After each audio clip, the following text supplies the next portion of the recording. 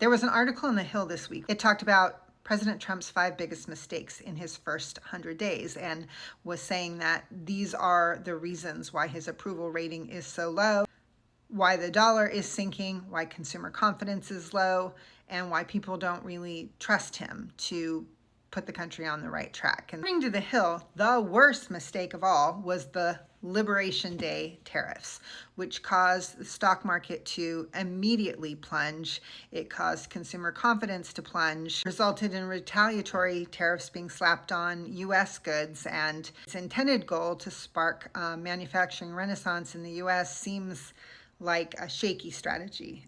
Mistake number 2 was giving Elon Musk the spotlight and real power to make changes in the government, which he has done at breakneck speed, but also very recklessly. Unfortunately for President Trump, Elon Musk is hugely unpopular, with a approval rating even lower than Trump's approval rating. Mistake number 3 was the hard line on deportations.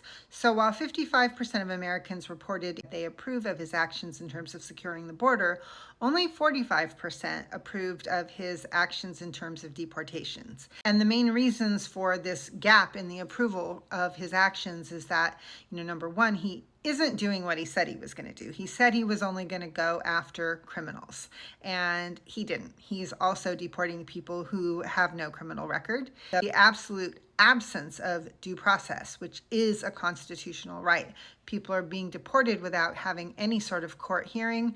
This week, a couple of young children who were American citizens were deported with their mother, who was an illegal immigrant, and it seems like no due process occurred at all. Mistake number 4 is the culture war issues and his attempt to get retribution against people who he feels were his political enemies. This includes, firing government employees. It includes blocking law firms from having access to the White House. It includes revoking people's Social Security clearances, interfering with academic institutions. And this led 54% of Americans to report in the poll that they do not have confidence that he'll use the powers of his office responsibly.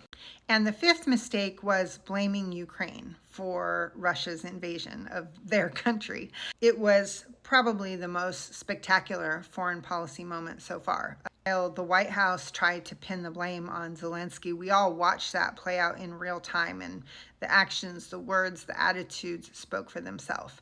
And only 35% of people in the United States approve of the way President Trump has handled the situation with the Ukraine war.